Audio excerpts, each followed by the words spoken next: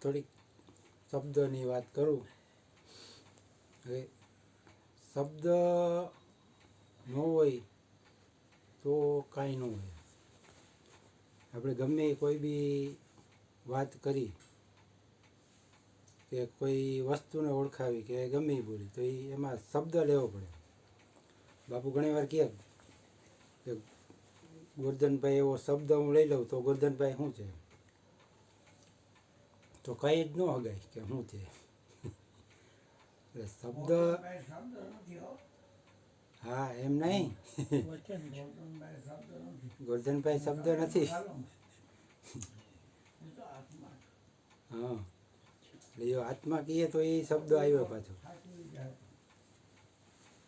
એમ કે ગોરધનભાઈ એવો શબ્દ લઈ લો તો ગોરધનભાઈને શું કહેવું, તો કે આત્મા કહેવું, તો પાછો એક શબ્દ તો આવ્યો ને.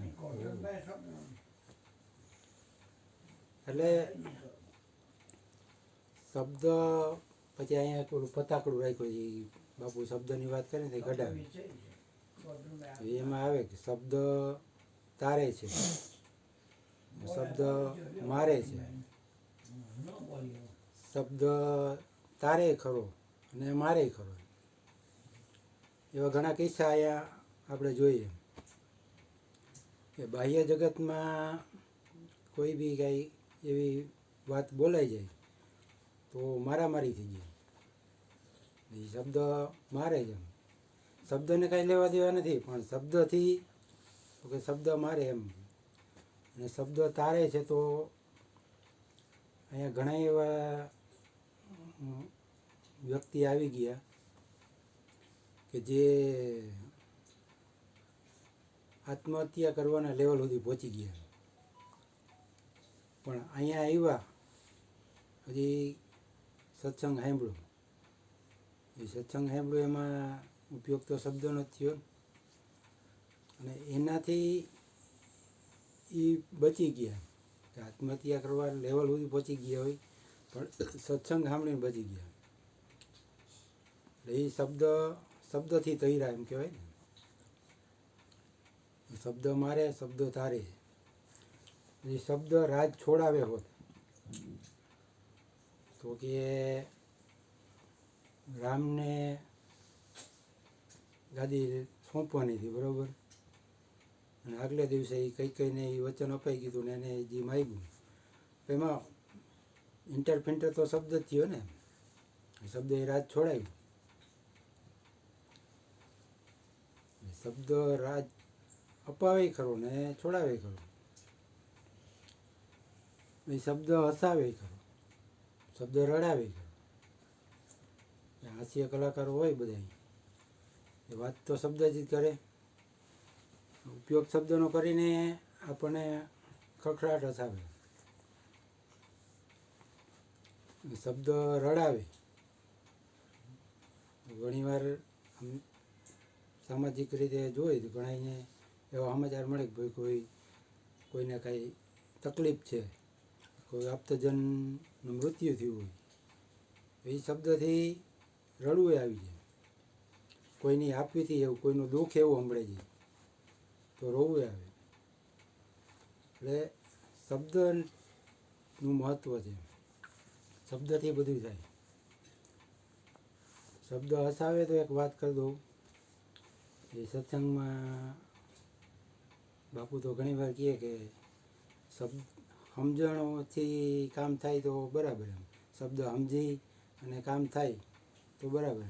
ડોશીમાનો દાખલો દે કે ડોશીમાને દવા દેવાની હતી તો ડૉક્ટર કીધું કે ડોશીમાને હલાવીને દવા પાજો.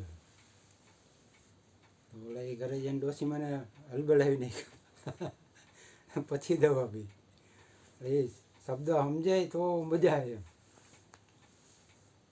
અહીંયા ઘણીવાર સત્સંગમાં કોઈ આવ્યો હોય ને શબ્દ ન સમજાય તો અવળી અસર થાય. બાપુ અહીંયા કહે કે ભાઈ પોતા ઉપર લક્ષ્ય રાખજો એમ.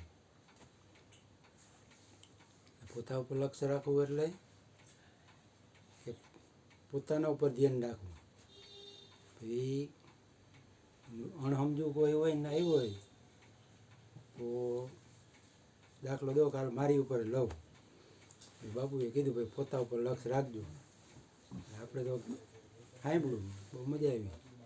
હવે ઘરે જઈ પોતું લઈ એની માથે લક્ષની ગોટી રાખીને બેસી જાય. તો એ પોતા માથે લક્ષ રાખ્યો કહેવાય ને.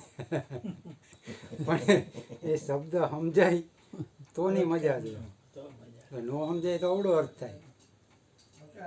હવે પૂછે કે હું આ પોતા માથે લક્ષ રાખીને બેઠા, તો કીધું બાપુએ કીધું એ પોતા માથે લક્ષ રાખજો. એ આ શબ્દ હસાવે એમ કે ઘણા આજે શબ્દ એમ કહે કે શબ્દનું આપણે ઘણીવાર એમ કે અભ્રંશ થઈ જાય. એટલે શબ્દનો શું અર્થ હોય ને શું આપણે કરતા હોય.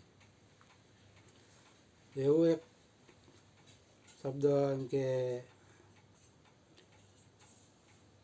ગંગા સતીના ભજનમાં કહે કે ભાઈ આત્માને ઓળખા વિના રે ભવના ફેરા નહીં ટળે.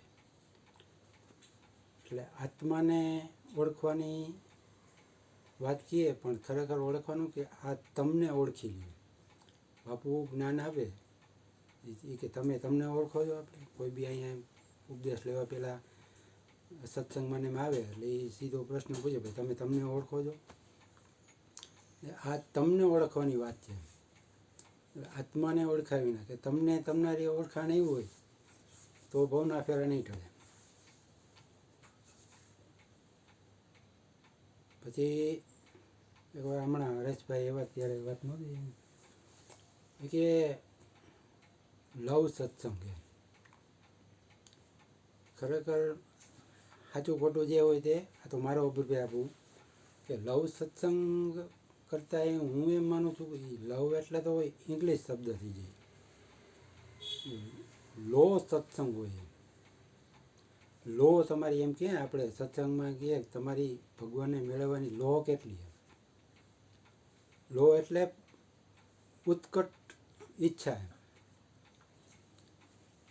આપણી લો કેવી છે એમ પણ આ અભ્રંશ થઈ ગયું એટલે લવ કરી નાખ્યું. જોકે એણે મને મોબાઈલમાં બતાવ્યું મને કે લવ એટલે આમાં ક્ષણ લઈ ગયું. કદાચ એની કઈ ભાષા હોય આપણને ખબર નથી કે લવ બરાબર ક્ષણ એવું લખ્યું છે. તો એ એનો મત છે, પણ મારા મતે આ લો હોવી જોઈએ. પછી એવો જ શબ્દ લવ ગાર્ડન કરી નાખ્યો. તો એનું એવું છે કે ખરેખર એ લોન એટલે ઘાસ. લોન એટલે ઘાસ એમ. એ આખા ગાર્ડનમાં ઘાસ બિછાયેલું હોય અને લોન ગાર્ડન. પછી એમાંથી લો ગાર્ડન. લો એટલે ઘાસ જ કહેવાય. લો એટલે કાયદો થાય, પણ લો એટલે ઘાસે થાય એમ કે લો ગાર્ડન. તો પછી આપણે આપણી રીતે લવ ગાર્ડન કરી નાખ્યું. એટલે આખો શબ્દનો અર્થ ફરી જાય. પછી એક તરણેતરનો મેળો કહીએ. એ ગામઠી ભાષામાં તરણેતર. હું મારા બાપુજી જતા ઘણી વાર તરણેતરના મેળામાં, હું એ તરણેતર જ કહેતો. તરણેતરનો મેળો એમ. પણ એકવાર હું અહીંયા ગયો હતો. એ થાન કામ હતું ને તો ત્યાંથી તરણેતર નજીક થાય.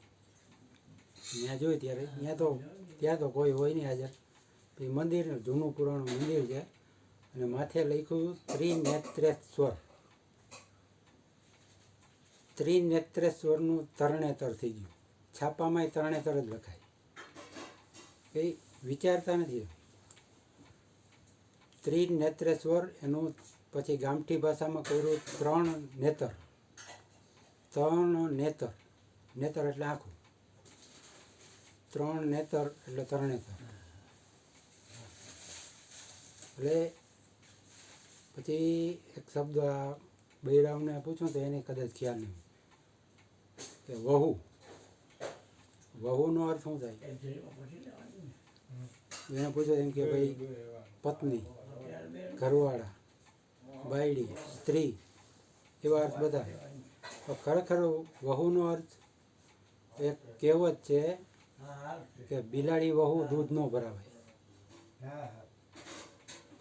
એટલે બિલાડીના ભરોસે ન મૂકે દૂધ એમ. એટલે વહુનો અર્થ મારા હિસાબે ભરોસો થાય. આજ મારા પત્ની હોય તો એમ કે ગુણુભાઈના વહુ છે, એ ગુણુભાઈનો આખા ઘરનો ભરોસો કહેવાય. પછી અત્યારે એ કોઈને ખ્યાલ જ નહીં વહુ એટલે એ શું કહેવાય. એટલે આવી રીતના ઘણી વાર શબ્દનો અર્થના અનર્થ થઈ જતો. એટલે થોડું એની વેળાએ હવે અહીંયા કેવું કહેવાય વસ્તુ પ્રગટ બોલા પછી એક ભજન છે કે ધન ગુરુ દેવા મારા, ધન ગુરુ દાતા રે, ગુરુજીએ શબ્દ સુણાયો, સુતો રે જગાડો મને, દેશ રે દેખાડો ને, જમડાના હાથેથી છોડાયો.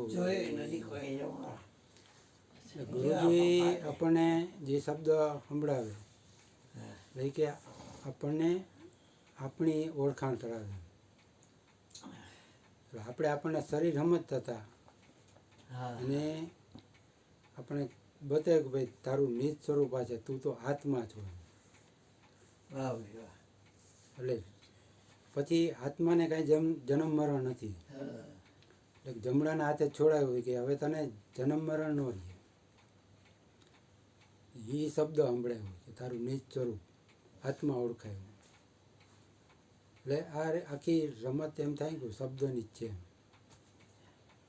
બોલીએ સદગુરુ મહારાજની જય. સારી વાતે ન કરે, નારી વાતે ન કરે.